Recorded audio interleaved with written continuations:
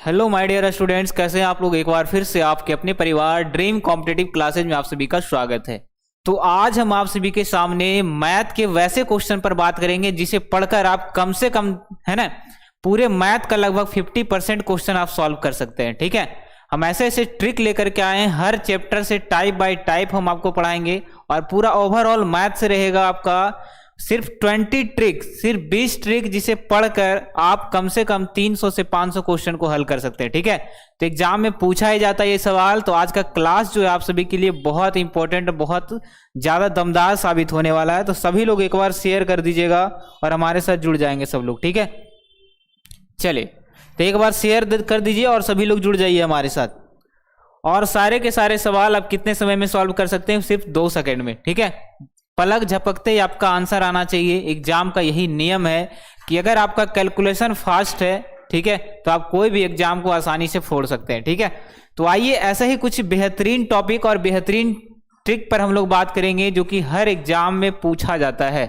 आप सवाल देख करके ही सबको मजा आ जाएगा। सारा कुछ यहाँ पर इंक्लूड किया गया है हर चैप्टर को। ठीक है, इस तरह का और भी क्लास आएगा, तो ज्यादा से ज्यादा इसको शेयर करके हमारे साथ जुड़ेंगे डेली सुबह 9 बजे। ठीक है, आइए शुरुआत करते हैं हम लोग।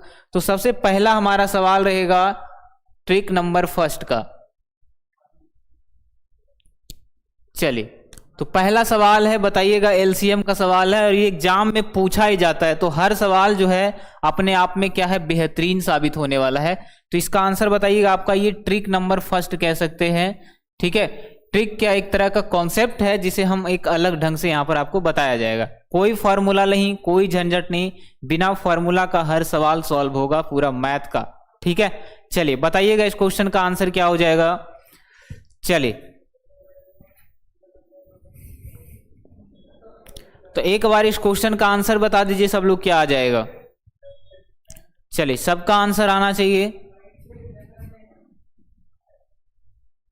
चलिए, एलसीएम निकालना है, तो सभी को पता होगा कि एलसीएम कैसे निकालते हैं। आइए सीखते हैं। ठीक है, सबसे पहली बात, ऐसे क्वेश्चन को निकालने में सबसे पहली बात तो कि स्टूडेंट को समझ में नहीं आता कि पहले एलसीएम ऊपर वाला का एलसीएम करे कि नीचे वाला का एलसीएम करे।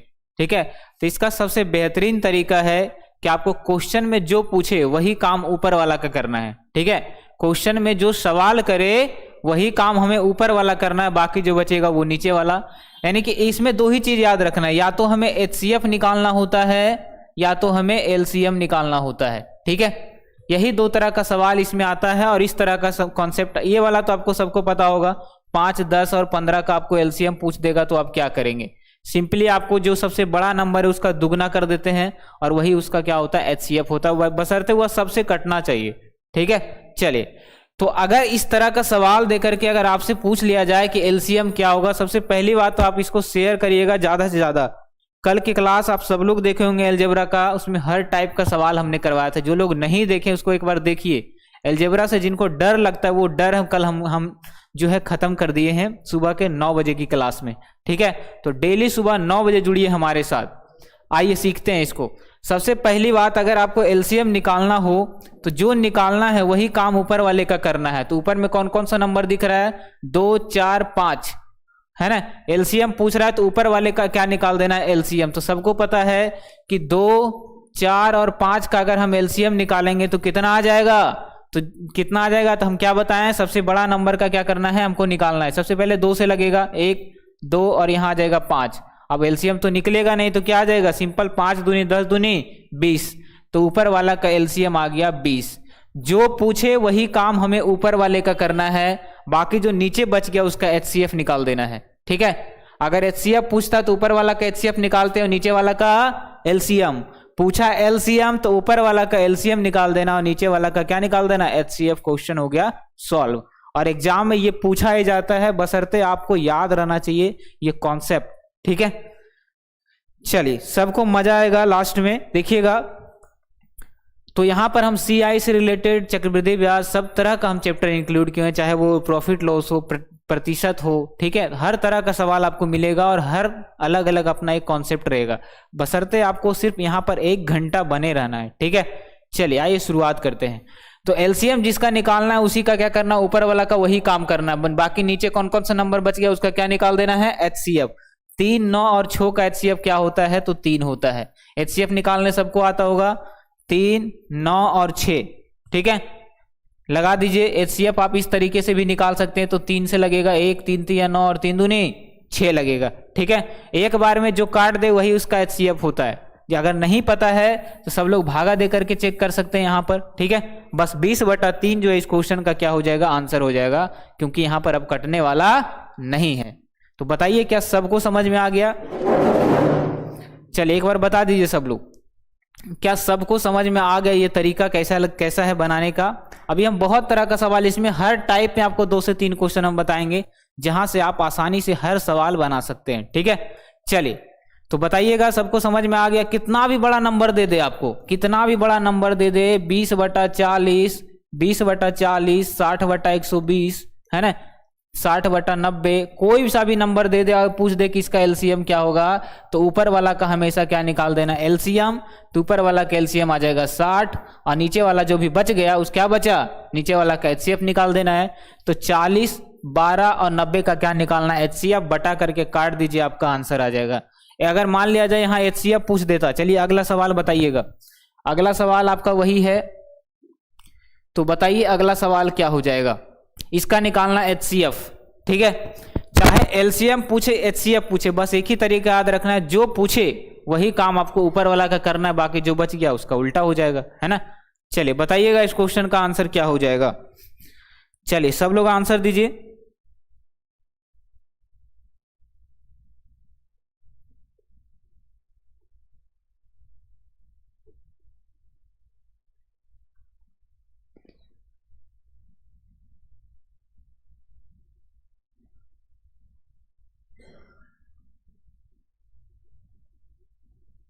चलिए सबका आंसर आ गया? अगर सबका आंसर आ गया हो तो हम इसको शुरुआत करते हैं, ठीक है। चलिए सबका आंसर आ गया, तो हम क्या बताए थे? सबसे पहली बात आपको याद ये रखना है, सबसे पहली बात आपको ये याद रखना है कि जो क्वेश्चन में पूछे वही काम करना है ऊपर वाले का, ठीक है। ऊपर वाला में क्या पूछा है? क्वेश्चन में पूछा एचसीएफ, तो ऊपर वाला का क्या निकालना है आपको? एचसीएफ निकालना है। तो ऊपर में कौन कौन सा नंबर दिख रहा है? 9, 12, 18, 21 का क्या निकालना है? एचसीएफ। तो देखिए इसका एचसीएफ कैसे निकालेंगे? तो 9, 12, 18 का एचसीएफ देखिए साइड में हम निकाल लेते हैं। क्या क्या दिया हुआ है? 9 दिया है, 12 दिया है, 18 दिया है और 21 दिया है। तो एचसीएफ आप एलसीएम मेथड से भी निकाल सकते हैं, बल्कि पूरा कटना चाहिए, ठीक है। तो लगा दीजिए, 3 से लगाएंगे, 3 3 9, 3 चौका 12, 3 6 18, 3 7 21। अब ऐसा कोई सा भी नंबर है जो पूरा को काट दे? 3 से लगाएंगे पूरा नहीं कटेगा। यहाँ पर 2 नंबर लग रहा है, 2 नहीं लगना चाहिए। जब तक पूरा लग रहा है वही उसका क्या हो गया? एचसीएफ। तो आपको एचसीएफ ही निकालना है। तो ऊपर वाला का जब आप एचसीएफ निकालेंगे तो आपका आ जाएगा 3, और नीचे वाला का क्या बच गया? एलसीएम। तो नीचे वाला का एलसीएम तो सबको पता होगा कैसे निकालना है।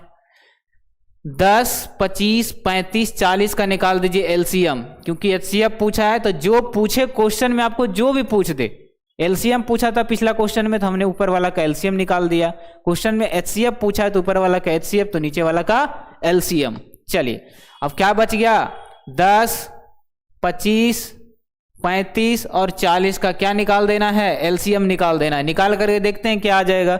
सबसे पहले हम 2 से लगाते हैं, 2 पचे 25, 35 और यहां आ जाएगा 20।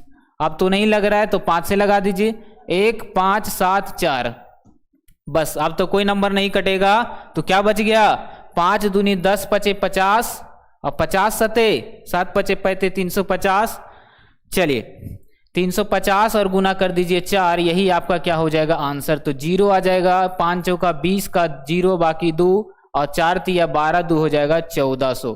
तो 3/1400 इस क्वेश्चन का क्या हो गया? Answer, option number B. तो बताइए तरीका कैसा लगा? तरीका कैसा लगा? बस कुछ नहीं करना है, जो भी क्वेश्चन में पूछे वही करना है आपको ऊपर वाले के साथ, है ना। ऊपर वाले के साथ वही करना है जो क्वेश्चन में आपका पूछा गया है। क्वेश्चन में पूछा था एचसीएफ, क्वेश्चन में क्या पूछा? एचसीएफ। तो ऊपर वाला का एचसीएफ। ऊपर में नंबर कौन कौन दिख रहा है? 9, 12, 18, 21।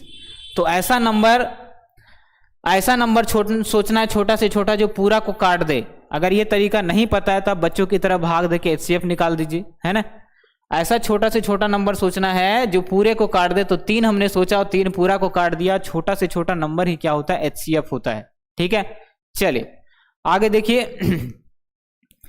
10, 25, 35, 40, नीचे जो भी बचा उसका क्या निकालना है, एलसीएम निकाल देना है। तो नीचे का अगर हम एलसीएम निकाले तो 1400 आ गया, तो 3/1400 इस क्वेश्चन का क्या हो जाएगा, आंसर हो जाएगा। आइए अगले सवाल की तरफ बढ़ते हैं, क्वेश्चन नंबर दूसरा और ट्रिक नंबर सेकेंड कह सकते हैं हम इसको, ठीक है। इसको ऐसा तरीका हम बताएंगे, ऐसा तरीका जिसमें हर तरीके का देखिए सवाल अभी और है आपके पास। देखिए ये सारे सवाल को करने के लिए आपको टाइम लग जाता है थोड़ा सा, लेकिन हम ऐसा ही बताएंगे, आप मुंह से बना सकते हैं इस क्वेश्चन को। चलिए पहले इस क्वेश्चन का आंसर बताइएगा, रेशियो का सवाल है और सबका आंसर आना चाहिए, ठीक है। चलिए बनाइए सब लोग, पहले क्या हो जाएगा इस क्वेश्चन का आंसर। चलिए इस क्वेश्चन का आंसर दे देंगे सब लोग।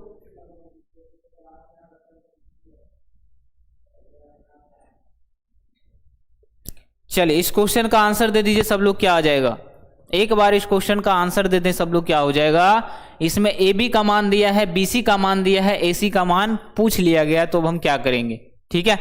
चलिए बताइएगा। तो देखिए क्या करेंगे, आपको क्या करना है, ए दिया है, ए अनुपात बी दिया है, कितना 7:9 दिया है। अब जहां से खत्म हो वहीं से शुरू होना चाहिए, तो बी अनुपात सी दिया। अगर मान लीजिए सी अनुपात बी रहता तो हम पलट के लिखते, क्योंकि जहां से खत्म हो वहीं से शुरू होना चाहिए। ये कितना दिया है, 15:7। अब देखिए अगर आपको यहां से देखिए क्या निकलेगा, ए निकलेगा और बीच वाला बी निकलेगा, यहां से सी निकलेगा। ये निकल गया ए का मान, हमको तो ए और सी चाहिए, हमको क्या चाहिए, ए और सी चाहिए, ठीक है। तो ए सी निकालने का कोई झंझट ही नहीं है, हमको ए और सी चाहिए, तो कुछ नहीं करना है, ए और सी शुरू वाला को लिख लीजिए। तो 15 सती 75 से 105 और 9 सती 63, यही हो जाएगा ए और सी का वैल्यू। फर्स्ट को लिखना है और लास्ट को लिखना है, ये दोनों को गुना कर देना है, यही ए सी का क्या आ गया, वैल्यू। अगर बी चाहिए था तो क्रॉस गुना कर देते हम, ठीक है। लेकिन क्वेश्चन में बोला सिर्फ ए और सी, बात आ रहा है समझ में। तो यहां से इतना लिखने का भी जरूरत नहीं पड़ेगा आपको, इतना लिखने का, डायरेक्ट अगर एसी पूछे तो पहला वाला का गुना इसका पहला वाला के साथ, 15 गुने 7 आ जाएगा, अनुपात यहां आ जाएगा ए का मान और यहां आ जाएगा सी का मान, ठीक है। अब देखिए दूसरा का पूछा सी निकालना रहे तो इसका दूसरा वाला और इसका दूसरा वाला, यानी कि 9 और गुना कर दीजिए 7, यही इस क्वेश्चन का क्या हो जाएगा, आंसर हो जाएगा। बाकी जो कटेगा आप काट दीजिए, क्योंकि डायरेक्ट ए और सी पूछे तो कोना कोना वाला गुना कर देना है, ठीक है। बात आ रहा है समझ में। इसका पहला ए का मान, अब सी चाहिए तो इसका लास्ट वाला और इसका लास्ट वाला गुना कर दीजिए, बस यही हो जाएगा सी का मान। कितना टाइम लगा, कुछ टाइम ही नहीं लेना, और जो कटेगा काट दीजिए। देखिए यहाँ पर साफ साफ देख रहे हैं कि 7 से 7 कट रहा है, तो 15 और इसके अलावा कटेगा 3 पंजे 15, 3 तिया 9, तो 5:3 जो है ए और सी का वैल्यू आ गया, 5:3, ऑप्शन नंबर ए, ठीक है। कितना टाइम लगा, हम जैसा कि वादा कर चुके हैं कि पलक झपकते ही हर क्वेश्चन का आंसर देना है। तो चाहे वो नए बच्चे हो या फिर पुराने बच्चे हो, सबको मजा आना चाहिए और सब लोगों को यहां पर कुछ ना कुछ सीखने के लिए मिलना चाहिए, ठीक है। चलिए तो सबका आंसर आ गया, तो एक बार बताइएगा इस क्वेश्चन का आंसर क्या हो जाएगा। अगला सवाल लाएं। सबको समझ में आ गया क्या, सभी लोगों ने सीख लिया कि जब तक सब लोग नहीं सीखेंगे हम आगे नहीं बढ़ेंगे, ठीक है। तो एक बार यस यस यस सभी लोग लिख दीजिएगा तो ज्यादा मजा आ जाएगा, ठीक है। अगला सवाल हम लेते हैं। चलिए इस क्वेश्चन का आंसर बताइए। देखिए कैसे आप पलक झपकते ही हर क्वेश्चन का आंसर देंगे, ठीक है। चलिए आंसर बताइएगा क्या हो जाएगा, सबका आंसर आना चाहिए। चलिए सब लोग आंसर दीजिए जल्दी। तो सबका आंसर आ गया। जब भी आपको बराबर में दिया हो रेशियो का मान पूछ ले, ध्यान से सुनिएगा, जब भी आपको बराबर में दे दिया जाए और रेशियो का मान पूछ ले तो देखिए क्या करेंगे, इसको निकालने का क्या सबसे बेहतरीन कॉन्सेप्ट होता है उसको सीखना है, ठीक है। देखिए क्या निकालना है हमको, ए निकालना है, बी निकालना है और सी निकालना है। और जब भी आपको इक्वल का साइन दे दे, ध्यान से समझिएगा, जब भी आपको इक्वल का साइन दे दे और एबीसी का वैल्यू पूछ ले तो आपको ए निकालना है, तो ए को ढक दीजिए। जिसको निकालना है उसको बंद करना है, जिसको निकालना है उसी को ढक देना है, यानी बंद करना। हमको ए निकालना है तो ए में जो कुछ भी लिखा है उसको बंद कर दीजिए। बच गया क्या, ए में हमको जो कुछ भी लिखा है उसको क्या करना, नहीं देखना है, इसको नहीं देखना है क्योंकि हमको ए निकालना है। तो बाकी क्या बचा, बी और सी में क्या क्या लिखा हुआ है, 9 चौका 36 लिख दीजिए, यहां पर लिख दिए। समझिएगा, फिर से समझना है सबको। चलिए, हमको जो निकालना है उसी को ढकना है। जब भी आपको बराबर में चिन्ह दिया हो, बराबर में वैल्यू दिया हो और रेशियो में एबीसी आपसे पूछे, समझिएगा ध्यान से, तो जो निकालना है उसी को ढक दीजिए। हमको ए निकालना है तो ए को ढक देंगे, तो बचेगा क्या, 9 और 4 बचेगा। सिर्फ कांस्टेंट वैल्यू देखना है, जो भी उसके साथ लिखा हुआ, जो भी अंक लिखा हुआ है, तो 9 और 4, तो यही हो जाएगा इसका रेशियो, 9 गुना 4। ठीक है, यानी कि 9 चौका 36। आगे देखिएगा, बी निकालना है तो बी को ढक देना है, तो हमको ए और सी वाला वैल्यू दिखेगा, तो 9 छक 54 लिख दिए 54। हमको सी निकालना है तो सी को ढकिए, तो क्या बचेगा, ए और बी वाला वैल्यू, 6 चौका 24। हो गया क्वेश्चन सॉल्व। कितना टाइम लगा, कुछ नहीं लगा। ठीक है, जब भी आपको इक्वल में साइन दे दिया जाए तो आपको जो पूछे वही ढकिए, बाकी जो कुछ भी बच गया उसको आप गुना कर दीजिए। ठीक है, समझ में आ रहा है। अब देखिए, काट दीजिए जो कटेगा, तो ये कितना से कट जाएगा, 4 से कट रहा है, 4 नमा 36, 4 इकाई 4 नहीं कट रहा है, तो 2 से काटते हैं, 18 दूनी 36, 27 दूना 54, और यहाँ आ जाएगा 12 दूनी 24। 3 से कटेगा, 3 छक 18, 3 नमा 27 और 3 चौका 12, तो 6 9 4 इस क्वेश्चन का आंसर आ गया।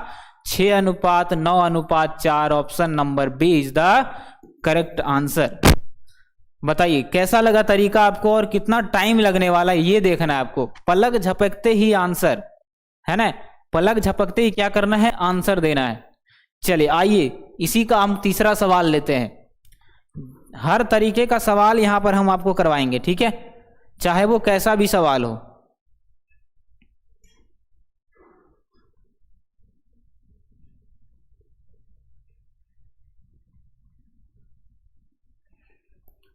चलिए एक बार बताइएगा इस क्वेश्चन का आंसर क्या आने वाला है। तो सभी का आंसर आना चाहिए, कोशिश करें तो सबका बनेगा। चलिए बताइएगा, सबको समझ में आ रहा है, मजा आ रहा होगा तो एक बार जरूर शेयर कर दीजिएगा और सभी को सब्सक्राइब करके जुड़ना है हमारे साथ, ठीक है। चलिए तो बताइएगा इस क्वेश्चन का आंसर क्या आ जाएगा। देखिए क्या करेंगे हम, ए और बी हमसे पूछा है सिंपली, तो इसको थोड़ा सा लॉन्ग करना पड़ेगा। तो जब भी क्वेश्चन में प्लस माइनस का साइन आ जाए, ठीक है, तो वो लॉन्ग मेथड पर थोड़ा सा लॉन्ग जाएगा। बाकी हम तो खिलाड़ी हैं, कितना भी हार्ड सवाल हो बेहतरीन तरीके से कर सकते हैं ना। चलिए तो डेली सुबह में आपको टाइम याद रखना है, 9 बजे जुड़ना है आपके साथ, सुबह के 9 बजे। वैसे एक क्लास रिकॉर्डेड बाद में हो जाता है लाइव के बाद, तो आप इसको बाद में भी देख सकते हैं। बात आ रहा है समझ में।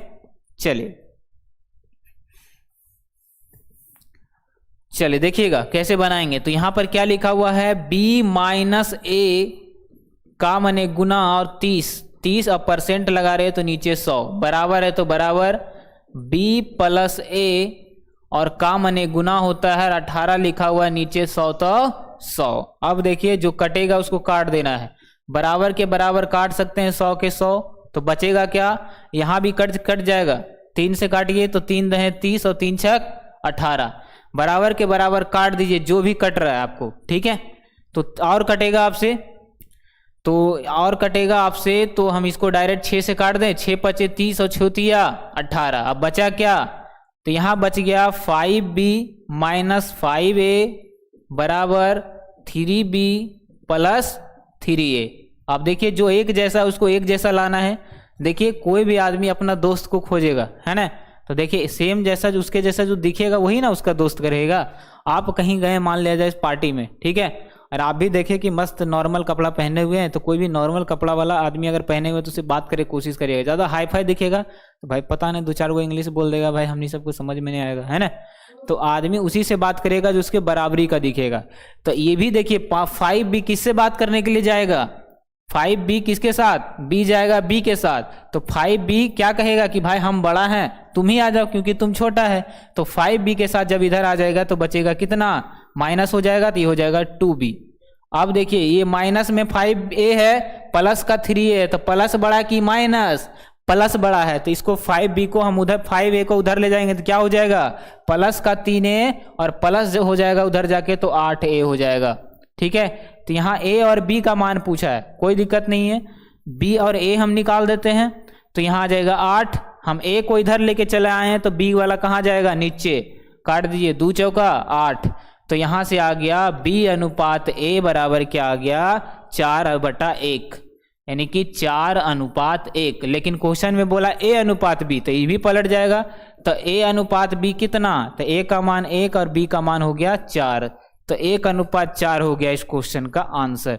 देखिए 4:1 पहले ऑप्शन में था, आप जल्दी जल्दी में क्या करते, पहला ऑप्शन 4:1 लगा देते, लेकिन क्वेश्चन हो जाता आपका गलत। ठीक है, तो देखिए कितना आसानी से हम इसको कर लिए। ठीक है, कितना आसानी से कर लिए, सबको समझ में आ गया होगा मेरे ख्याल से। ठीक है, ध्यान से अगर देखे होंगे तो। ठीक है, अगला सवाल बताइएगा, अगला ट्रिक नंबर 3। हर सवाल अपने आप में आपको 1 नंबर दिला कर जाएगा इस क्लास से। ठीक है, बताइएगा इस क्वेश्चन का आंसर क्या हो जाएगा। क्वेश्चन है आपके सामने, इस क्वेश्चन का आंसर दे देंगे सब लोग। चलिए, तो सबका आंसर आना चाहिए।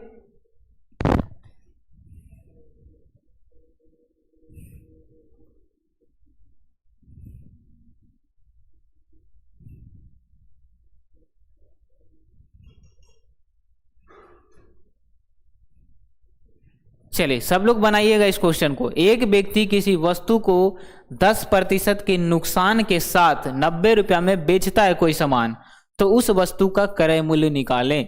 कितना आसान क्वेश्चन है। ठीक है, और एकाक सवाल एग्जाम में ऐसा आ ही जाता है। एग्जाम में 25 क्वेश्चन पूछेगा, जिसमें से 15 क्वेश्चन इतना हल्का रहेगा कि हर कोई बना देगा, है ना। मेन तो कंपटीशन होता है उस 10 क्वेश्चन पर जो कोई नहीं जानता है ना, जिसको हर किसी को टाइम लगेगा बनाने में। चलिए तो बताइएगा इस क्वेश्चन का आंसर क्या हो जाएगा। चलिए क्वेश्चन का आंसर देंगे सब लोग।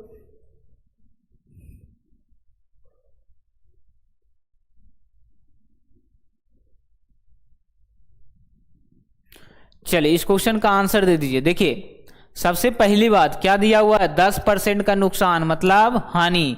अगर कोई आदमी 90 रुपया में वो सामान बेचता है, यानी कि एसपी, विक्रय मूल्य जिसको कहते हैं। ठीक है, एसपी यानी सेलिंग प्राइस को हम विक्रय मूल्य कह सकते हैं। ठीक है, तो एसपी दिया हुआ है 90 रुपया, 90 रुपया। हानि कितना का हो रहा है, हानि यानी कि लॉस, लॉस कितना का हो रहा है, 10% का। अब बताइए अगर कोई आदमी 90 रुपया में बेच रहा है और 10% का उसको हानि हो रहा है, यानी कि उस 90 का जो वैल्यू है वो कितना के बराबर है, 90% के बराबर है। ठीक है, मान लिया जाए कोई सामान आप बेचें, ठीक है, 100 रुपया का सामान है, आप उसको 80 रुपये में बेच दिए। 80 रुपये में बेचने पर पता चला कि वो जो 80 रुपये में आप बेच रहे हैं उसको आपको 20% के नुकसान के साथ बेचना पड़ रहा है, यानी कि रियल में आप कितना में खरीदे होंगे, 100 रुपया में, बेच रहे हैं 80 में। ठीक है, तो ध्यान से समझिएगा, कोई भी क्रय मूल्य अपने आप में कितना प्रतिशत, 100%। ठीक है, तो देखिए 10% का लॉस हो रहा है, इसका मतलब है कि वो जितना पैसा लगाया उसका 90% ही मिल रहा है, बाकी 10% उसको क्या हो रहा है, हानि हो रहा है। यानी कि ये जो रुपया आपको दिया है इसकी वैल्यू कितना के बराबर है, 90% के बराबर है। तो कर दीजिए, हमको क्या निकालना है, क्रय मूल्य यानी कि सीपी जिसको कहते हैं, कॉस्ट प्राइस। तो 90/90% और गुना हो जाएगा 100, आपका आंसर आ जाएगा 100। यही इस क्वेश्चन का क्या हो जाएगा, क्रय मूल्य हो जाएगा, ऑप्शन नंबर बी।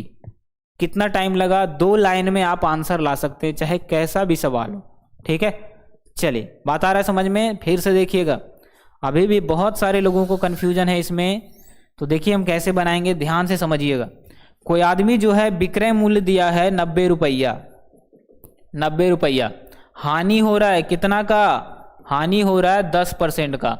तो बताइए, बोल रहा है कि हम जितना में सामान बेचे, 90 रुपये में बेचा तो उसको 10% का हानि हो रहा है, इसका मतलब जितना में वो बेचा उसकी वैल्यू 90% ही मिला, 10% तो उसको नुकसान ही हो गया, है ना। यानी कि जितना वैल्यू दिया है उसकी वैल्यू कितना के बराबर है, 90% के बराबर। और क्रय मूल्य हमेशा 100% होता है, 100 का गुना कर दीजिए तो 90 से 90 कट गया, 100 इस क्वेश्चन का बिल्कुल सही आंसर है। तो अगला क्वेश्चन बता दीजिए क्या हो जाएगा। एक व्यक्ति एक पुरानी साइकिल 500 रुपया में खरीदी, 100 रुपया मरम्मत में खर्च करने के बाद 800 रुपया में बेच दिया, तो लाभ प्रतिशत क्या होगा। ठीक है, एक ही तरीका अपनाना है, बस परसेंटेज का पूरा कॉन्सेप्ट पता होना चाहिए, सारा क्वेश्चन बनने वाला है आपसे। चलिए एक बार बता दीजिए क्या हो जाएगा इस क्वेश्चन का आंसर।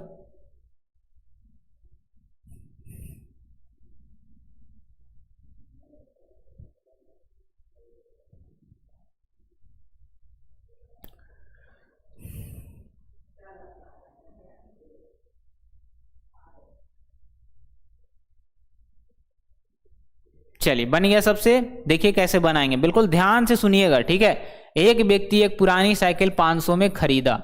खरीदा यानी कि क्रय मूल्य, खरीदना मतलब क्रय मूल्य, बेचना माने विक्रय मूल्य। 500 में खरीदा और 100 रुपया क्या लगा उसको, मरम्मत में लगा। मतलब पुराना साइकिल खरीदा बेचारा 500 में, टूटा फूटा खरीद लिया 500 रुपया। उसको बनाने लेके गया, कितना लग गया बनाने में, 100 रुपया।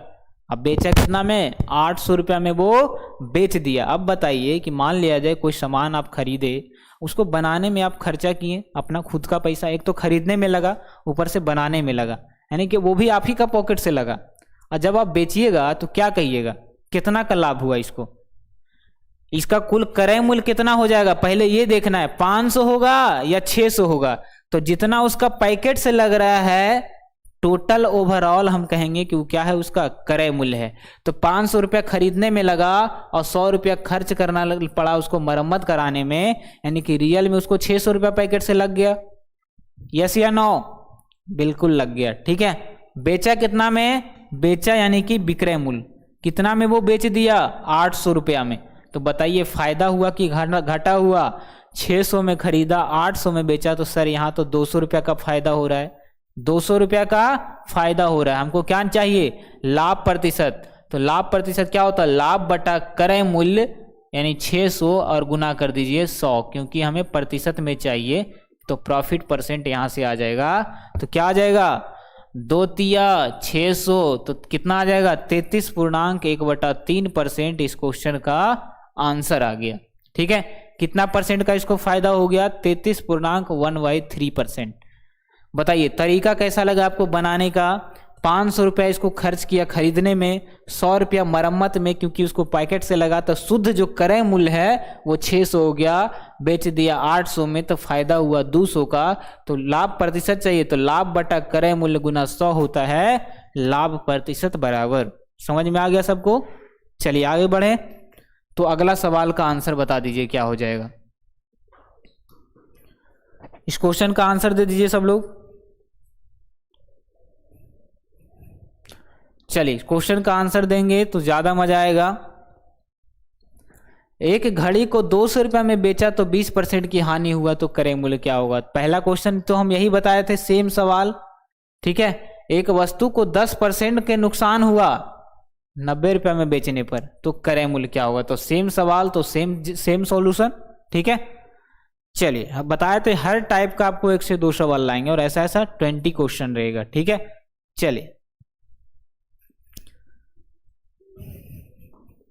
देखिए, एक घड़ी को 200 रुपया में बेचा, यानी कि विक्रय मूल्य, बेचना मतलब विक्रय मूल्य कितना है 200 रुपया, तो 20% की हानि हुआ। हानि कितना हुआ 20%, यानी कि रियल में जो इसका वैल्यू मिला वो कितना मिला 80% मिला। रियल में इसको कितना मिला, टोटल का 80% ही मिला, क्योंकि कोई भी चीज का प्रतिशत में वैल्यू कितना होता है 100% होता है, ठीक है। तो 20% का नुकसान पर बेचा, यानी कि 80% ही उसको मिला, 100% उसका हिस्सा नहीं मिला, यानी कि जो भी वैल्यू ये आया ये 80% के बराबर है। तो कर दीजिए 200/80, और क्रय मूल्य तो हमेशा 100% होता है, गुना कर दीजिए 100 से, ठीक है। तो यहां से आ जाएगा क्या, 20 चौका 80 और 20 25 100, 5 चौका 20, तो 5 चौका 20 कितना हो गया, यहां भी आ गया आपका 200। गड़बड़ कहाँ हो गया, फिर से काटते हैं इसको, ठीक है। 200 रुपया में वो बेचा जिसकी प्रतिशत में वैल्यू 80 के बराबर है, गुना कर देंगे हम 100 का, ठीक है। तो यहां से कट जाएगा 1 0 से 1 0, 4 दूनी 8 और 4 5 20, इधर से काटेंगे 2 से तो आ जाएगा 50 बार में, तो 5 5 25, 250 रुपया क्या था इसका खरीदी मूल्य था। तो आंसर आ जाएगा 250, ठीक है। क्योंकि ये 200 का जो वैल्यू है वो कितना के बराबर हो जाएगा, अब 80 रुपया के बराबर हो जाएगा। बात आ रहा है समझ में। ये जो 200 रुपया का जो वैल्यू है वो किसके बराबर, 80 के बराबर। तो 200/80 गुना कर दीजिए 100, काट के आ गया 250 रुपया क्रय मूल्य। अगला टाइप, ट्रिक नंबर 4। चलिए देखिएगा, हर क्वेश्चन अपने आप में क्या रहेगा, लाजवाब रहेगा। चलिए बताइएगा इस क्वेश्चन का आंसर क्या हो जाएगा। किसी संख्या में पहले 10% की वृद्धि की गई और फिर उसमें 10% की कमी की गई तो संख्या में कितने प्रतिशत की कमी या वृद्धि हो जाएगी। चलिए बताइएगा, सब लोग बनाइए पहले फटाफट।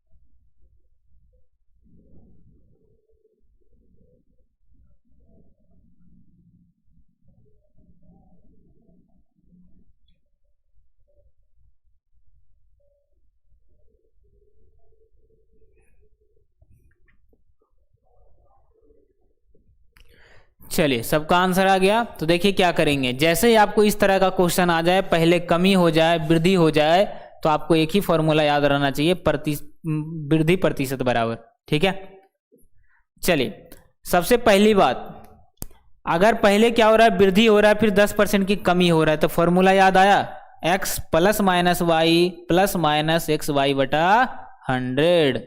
जहां x हो गया पहला वाला वैल्यू, अब क्या है, वृद्धि है तो यहां तो प्लस ही का साइन होगा।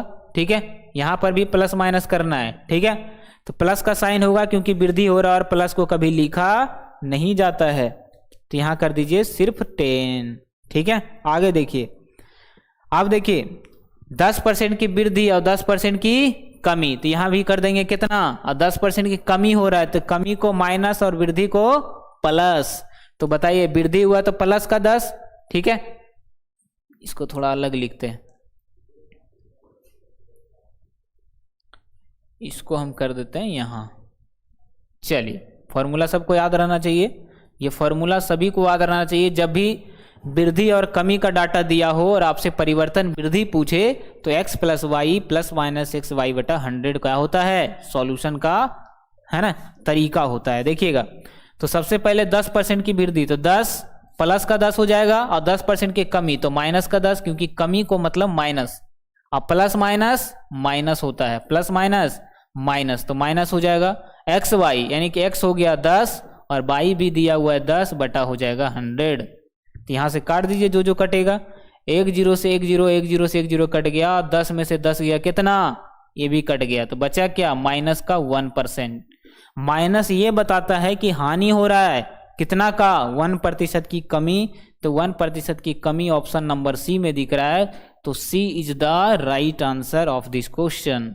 ठीक है, सी इस क्वेश्चन का बिल्कुल सही आंसर है। ठीक है, जब भी आपको प्रतिशत वृद्धि कमी दे दिया जाए, परिवर्तन वृद्धि पूछे, तो आप ये फॉर्मूला आराम से लगा सकते हैं। ठीक है, चलिए अगला क्वेश्चन, इस सेम तरीका है, तरीका थोड़ा सा अलग करना है। जब भी क्षेत्रफल पूछे तो आपको दोनों को इक्वल कर देना है, एक को 100 मारना है और एक में जितना वृद्धि करेगा उतना। हम ऐसा क्वेश्चन बता चुके हैं आपको, तो बताइएगा इस क्वेश्चन का आंसर। चलिए सबका आंसर आना चाहिए।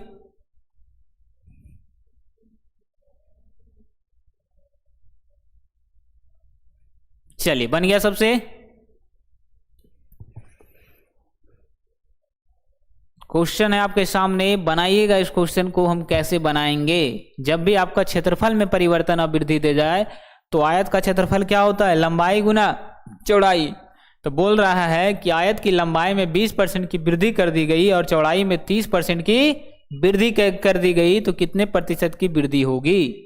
दोनों क्षेत्रफल क्या कर दिया, लंबाई चौड़ाई का, लंबाई भी बढ़ा दिया और चौड़ाई भी बढ़ा दिया। ठीक है, तो एक तरफ लंबाई को 100, पहले लंबाई कितना रहा होगा, तो पहले लंबाई 100 रहा होगा। ठीक है, और चौड़ाई भी 100, तो लंबाई गुना चौड़ाई बराबर।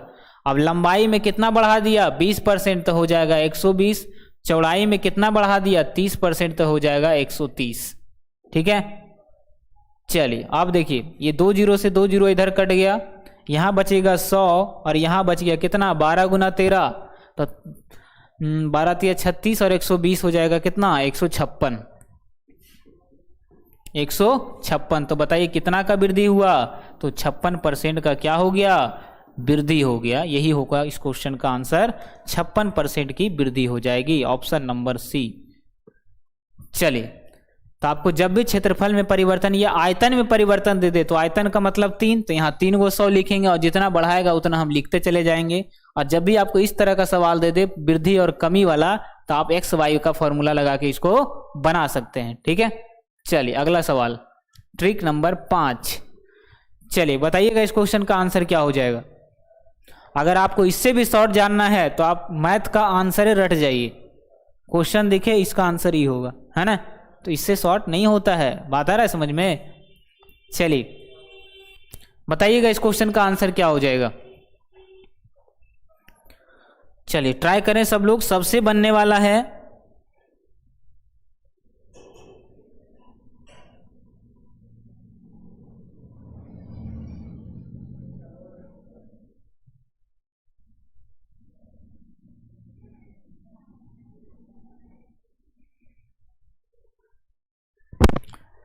चलिए देखिए कैसे बनाएंगे हम इसको। ठीक है, किसी परीक्षा में 52% विद्यार्थी हिंदी तथा 42% विद्यार्थी अंग्रेजी में क्या हो गया, फेल हो गया। इसको बनाने का 2 तरीका है, एक तो फॉर्मूला से, फॉर्मूला भी ज़्यादा हार्ड नहीं रहेगा, और एक डायग्राम से। ठीक है, वेन डायग्राम से आप बना सकते हैं इसको। चलिए देखिएगा, किसी परीक्षा में 52% विद्यार्थी हिंदी में और 42% विद्यार्थी अंग्रेजी में क्या हो गए, फेल हो गए। ठीक है, यदि 17% विद्यार्थी दोनों में फेल हो गए, तो बताइए कि दोनों विषयों में कितने विद्यार्थी पास हुए, कितने प्रतिशत विद्यार्थी पास हुए। तो क्या पूछा है, जो पूछा फॉर्मूला वही लगा दीजिए, पास पूछा है, तो पास बराबर होता है पास प्लस पास माइनस पास, पास प्लस पास माइनस पास। बस क्वेश्चन हो गया सॉल्व। फेल पूछता तो फेल बराबर fail plus fail minus fail. ठीक है, देखिएगा ध्यान से। तो बताइए, देखिए हिंदी सबसे पहले दिया है 52% विद्यार्थी हिंदी में क्या हो गया, फेल हो गया, तो हिंदी में पास कितना हुआ 48 प्लस, फिर देखिए 42% विद्यार्थी अंग्रेजी में फेल हो गया, यानी कि 100 नंबर के क्वेश्चन में 42 नंबर क्या हो, 100 विद्यार्थी में 42 को फेल हो गया, तो हमको तो पास लिखना है। तो बताइए 42 को फेल हुआ तो पास कितना हुआ होगा, पास कितना, 42 में 8 जोड़ देंगे तो हो जाएगा 50, और उधर 50, 58% विद्यार्थी क्या हुआ होगा, पास हुआ होगा, माइनस। अब ओवरऑल यानी कि टोटल में 17% विद्यार्थी फेल हो गया, तो बताइए पास कितना हुआ होगा, 100 विद्यार्थी में 17 फेल हो गया तो पास कितना, तो 100 में पहले 20 घटा देंगे, 100 में हम 17 में 3 जोड़ देंगे तो 20 आ जाएगा, उधर 80 हो जाएगा 83। 83% विद्यार्थी क्या हो गया, पास हुआ होगा। ध्यान से समझिएगा, हमको पास का डाटा लिखना है, तो हम 52 क्यों नहीं लिखें, 52 हम क्यों नहीं लिखें, क्योंकि हमको पास चाहिए। तो पास बराबर होता है पास प्लस पास माइनस पास। ठीक है, तो बताइए 52 विद्यार्थी क्या हो रहा है, फेल हो रहा है, तो बताइए 100 में 52 फेल हुआ, प्रतिशत का मतलब हमेशा होता है 100%, तो 100 विद्यार्थी में 52 को क्या हो गया, फेल हो गया, तो पास कितना 48, है ना। फिर आइए आगे, 42% विद्यार्थी किसमें, अंग्रेजी में क्या हो गए, फेल हो गए, तो बताइए पास कितना, तो 100 में 42% क्या हो गया, फेल, तो पास कितना हुआ होगा 58%। ठीक है, तो यहां लिख देना आपको 58। ठीक है, बात आ रहा है समझ में। चलिए आगे देखिएगा, ओवरऑल मतलब टोटल में दोनों विषयों में 17% क्या हो गए, फेल हो गए, तो बताइए 100 में से 17 फेल हो गया, तो पास कितना, तो पास कितना 83, 7 3 10, 8 1 9 1 10, अब जोड़ करके माइनस कर दीजिए, आ जाएगा आपका आंसर पास वाला। तो 8 8 16 5 4 9 1 10, 106 में से 83 घटा दीजिएगा तो कितना आ जाएगा, तो 6 में से 3 गया तो 3, और 10 में से 8 गया तो 2। मात्र 23% विद्यार्थी क्या हुए, दोनों में पास हुए। तो 23% इस क्वेश्चन का बिल्कुल सही आंसर है। ठीक है, 23% इस क्वेश्चन का बिल्कुल सही आंसर है। ठीक है, और एक तरीका आप वेन डायग्राम से भी बना सकते हैं आप इसको। ठीक है, चलिए वो भी बता दें। दो डाटा बनाइए, एक हिंदी वाला और एक अंग्रेजी वाला। ये है हिंदी वाला एच और ये है अंग्रेजी वाला यानी कि इंग्लिश। ठीक है, दोनों में कितना फेल हुआ 17, तो पास कितना 83। ठीक है, आगे देखिए 52% विद्यार्थी अंग्रेजी हिंदी में फेल हुआ तो पास कितना हुआ होगा 48। ठीक है, आगे देखिए हिंदी में 42, अंग्रेजी में 42% विद्यार्थी क्या हुए फेल हुए तो पास कितना 42 का कितना हो जाएगा 58। अब टोटल को जोड़िए कितना आ जाएगा, टोटल को जोड़िए कितना आ जाएगा 8 8 16 6 3 9, नहीं तो फिर ये आपका हिंदी दिया ये अंग्रेजी दिया, ये दोनों को जोड़ के 83 में माइनस, मतलब तरीका वही है। ठीक है, लेकिन हमको सबसे बेस्ट यही लगता है वेन डायग्राम से बढ़िया, तो आपको इस पर ज़्यादा दिमाग नहीं लगाना है। आपको एक तरीका सीखिएगा तो दिमाग में भी रहेगा। अगर यहाँ पर फेल का पूछता तो fail plus fail minus fail. ठीक है, चलिए अगला सवाल देखिएगा, सेम क्वेश्चन है, आपको सेम तरीका लगाना है। चलिए बताइएगा इस क्वेश्चन का आंसर क्या हो जाएगा। क्वेश्चन बहुत लाजवाब है, एग्जाम में बहुत पूछता है। ठीक है, तो इस क्वेश्चन का आंसर दे देंगे सब लोग।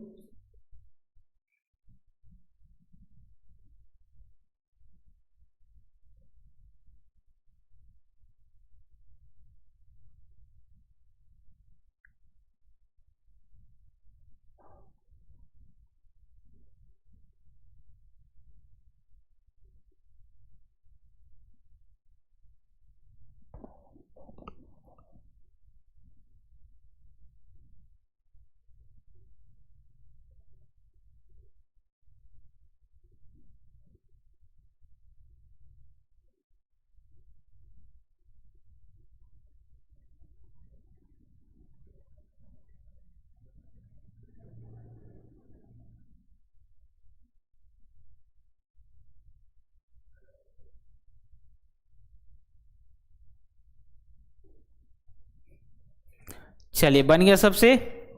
देखिए कैसे बनेगा, किसी कक्षा में 60% विद्यार्थी, किसी कक्षा में 60% विद्यार्थी विज्ञान में और 70% विद्यार्थी संस्कृत में क्या हो गए पास हो गए, क्या हो गए पास हो गए। ठीक है, और 20% विद्यार्थी दोनों विषयों में क्या हो गए फेल हो गए।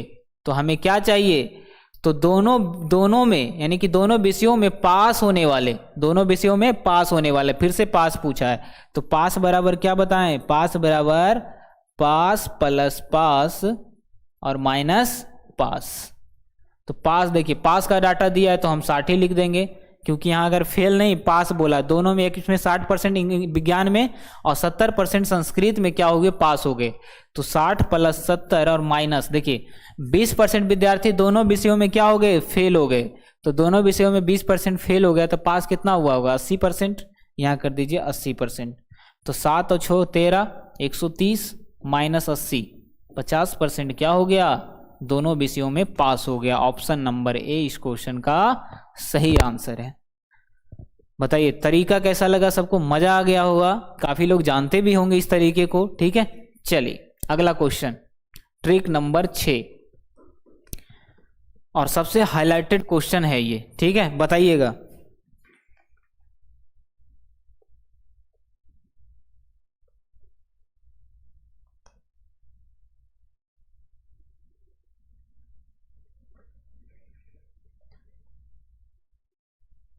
क्वेश्चन का आंसर दे देंगे सब लोग, क्या आ जाएगा।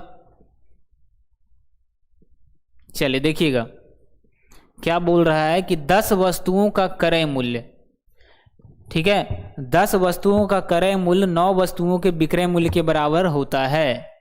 इसका मतलब क्या हुआ सर, बड़ी कंफ्यूज करता है तो हल्का क्वेश्चन, लेकिन सर कंफ्यूज हो जाते हैं, तो ध्यान से सोचिएगा हमारी बात को। ठीक है, क्या बोल रहा है 10 वस्तुओं का क्रय मूल्य, मतलब जितना रुपया लगाकर वो 10 वो सामान खरीदता है, ठीक है उतना ही रुपया मिलता है जब वो 9 वस्तु बेच देता है। खरीदा कितना 10 गो, बेच रहा है कितना 9 गो, लाभ कितना 1, खरीदा कितना 9 वस्तु। ठीक है, जितना रुपया में वो 10 वस्तु खरीदता है, जितना रुपया में वो 10 वस्तु खरीदता है और 9 वस्तु बेचता है, यानी कि अभी भी ये जो है 100 रुपये लेके गया बाजार घर से और 10 सामान लेकर के आ गया। बाजार लेकर के कितना गया? 100 रुपया, ठीक है। 10 गो सामान, 10 गो रसगुल्ला मान लिया जाए, कोई भी समोसा लेकर के आ गया 10 गो, ठीक है। 10-10 रुपये करके 10 समोसा घर लेकर के चलाया, लगा कितना? 100 रुपया। अब आया बेचने का बारी, ठीक है। तो क्या किया, वो बोला कि 9वें रसगुल्ला वो 100 रुपये में बेच दिया। यानी कि अभी भी उसके पास एगो समोसा, एगो रसगुल्ला जो भी है बचा हुआ है, और उसको फिर वो बेच सकता है, तो फिर से फायदा हो जाएगा। पैसा तो 9वें रसगुल्ला पर उसको मिल गया 100 रुपया, लेकिन एगो अभी भी बच गया, है ना। तो ध्यान से समझिएगा, यानी कि 10 गो क्या किया, वो खरीदा था 10 गो, अब बेचा 9वें गो, यानी कि एगो अभी भी है उसके पास, तो एक का लाभ हो रहा है, और लाभ होगा तो नीचे हमेशा छोटा वाला, तो 9 और गुना कर दीजिए 100, और हानि होता तो नीचे हमेशा बड़ा वाला। तो बताइए कितना आ जाएगा? तो 1199 11.1/9% इस क्वेश्चन का आंसर हो गया ऑप्शन नंबर सी। सी जो है इस क्वेश्चन का बिल्कुल सही आंसर है, ठीक है। बढ़े आगे, अगला क्वेश्चन। चलिए बताइएगा क्वेश्चन का आंसर क्या हो जाएगा। 20 वस्तुओं का क्रय मूल्य 25 वस्तुओं के विक्रय मूल्य के बराबर है। ध्यान से समझिएगा, दिमाग का क्वेश्चन है, ज्यादा कुछ है नहीं, ठीक है।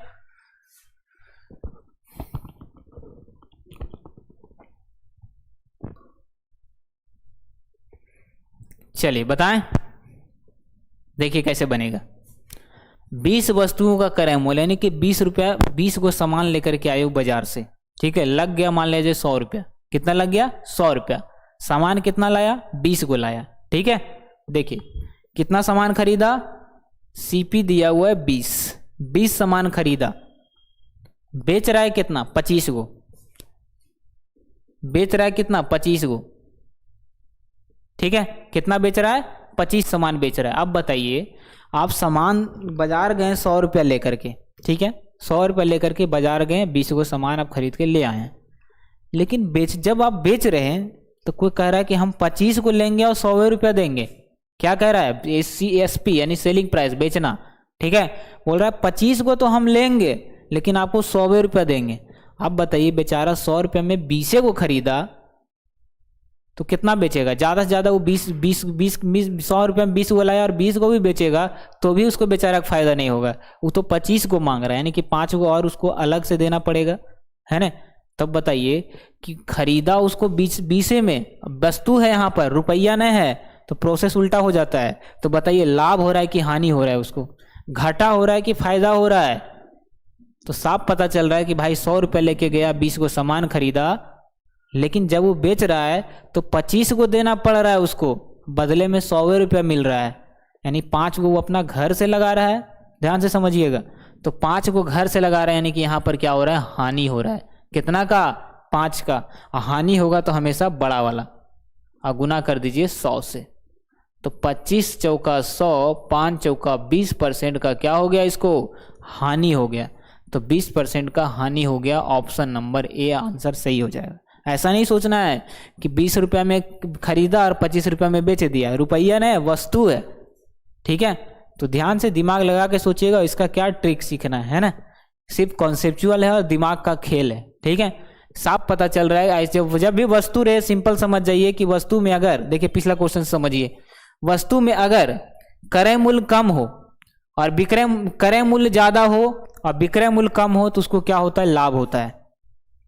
विक्रय मूल्य कम हो और क्रय मूल्य ही ज्यादा हो तो हमेशा लाभ होता है, ठीक है। अब देखिए दूसरा क्वेश्चन, तो लाभ का फॉर्मूला लगा देना है। अगर वस्तु में, यहां पर लिखे लिखा हुआ वस्तु, क्रय मूल्य ही कम हो और विक्रय मूल्य ही ज्यादा हो तो क्या होता है? वहां पर हमेशा हानि होता है, ठीक है। अगर ऐसे नहीं समझ में आया तो आप जो तरीका हम बताएं वो सबसे बेस्ट तरीका है, ठीक है। अगला सवाल, चलिए CI का कॉन्सेप्ट है और सबसे बेहतरीन तरीका से हम इसको बताएंगे। ध्यान से समझिएगा सब लोग, ठीक है। और डेली सुबह 9 बजे नहीं भूलना है, ठीक है। चलिए बताइएगा क्वेश्चन का आंसर क्या हो जाएगा।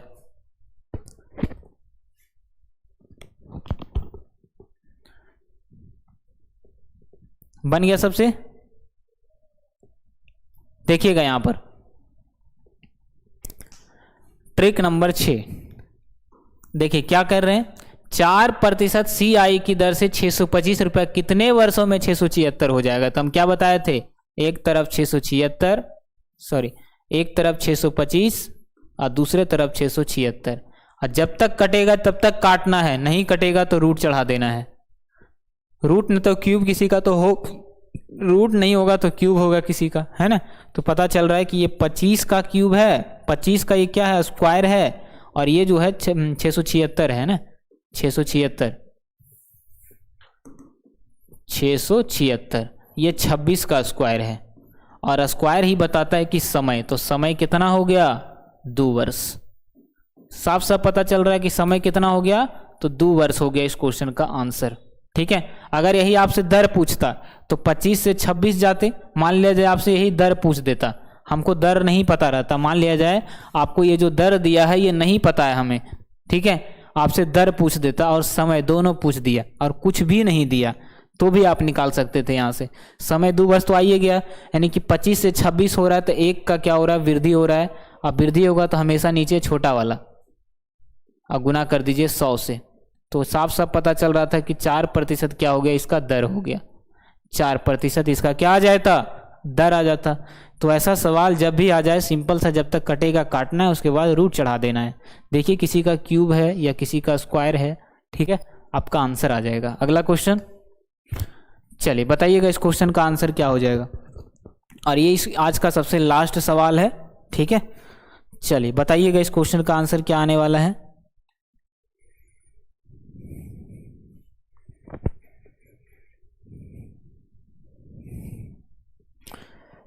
चलिए बन गया, सबसे सेम तरीका अपनाना है, बस यहाँ पर सिर्फ अर्धवार्षिक लिखा है तो उससे मतलब नहीं है, इसका जरूरत हमको लास्ट में पढ़ने वाला है, ठीक है। तो दर से भी यहाँ पर मतलब नहीं है, एक तरफ लिखना है हमेशा छोटा वाला 10,000 लिखा हुआ, एक तरफ लिख दीजिए 1331 पर 1 0, 1 0 से 1 0 कट गया, बचा क्या, इधर बच गया 1000, इधर बच गया कितना, इधर बच गया 1331। अब साफ साफ पता चल रहा है कि 10 का क्या है, क्यूब है ना, और ये क्या है, 11 का क्यूब है। तो समय तो यहीं से पता चल गया 3, यानी कि 3 टाइम इसको क्या पर देना पड़ा, ब्याज देना पड़ा, और क्या है, अर्धवार्षिक है, तो बताइए 3 बार ब्याज दे रहा है। अर्धवार्षिक का मतलब होता है कि 6 महीना में 1 बार देना है, अब 3 बार वो दिया, तो 6 महीना 6 महीना 6 महीना 3 बार, यानी कि 1.5 साल, यानी 1.5 वर्ष साफ पता चल रहा है। तो 1.5 वर्ष इस क्वेश्चन का आंसर हो जाएगा ऑप्शन नंबर ए। लेकिन अगर रेट ना दिया रहता तो डायरेक्ट करते कि क्या हो रहा है, यहाँ पर 10 हो जाएगा, 10 से 11 हो रहा है, तो 1 का वृद्धि हो रहा है, और नीचे हमेशा छोटा वाला, और गुना कर दीजिए 100 से, सॉरी हाँ 100 से, तो आपका 10% यहाँ से आ जाता है ना, 10% दर आ गया। और अर्धवार्षिक पूछता है तो दर क्या हो जाता है, दुगना, यानी कि 20%। ये तो वार्षिक दर आया है ना, हमको अर्धवार्षिक लेके जाना है तो दुगना हो जाएगा 20%, और क्वेश्चन में भी 20%। तो क्वेश्चन में आपको कोई सा भी सवाल पूछे, आप यही तरीका अपनाना है, आपका आंसर आ जाएगा। तो बताइएगा आज का क्लास आपको कैसा लगा, अगर रियली में कुछ अच्छा लगा होगा तो अच्छे अच्छे कमेंट जरूर करके बताइएगा हमें, ठीक है। तो डेली सुबह 9 बजे जुड़े हमारे साथ, और हर रोज आप 1 नंबर फिक्स करें, और इस तरह का कॉन्सेप्ट ट्रिक आप सीखते रहें हमारे साथ। जय हिंद, जय भारत। चलिए मिलते हैं अगले क्लास में।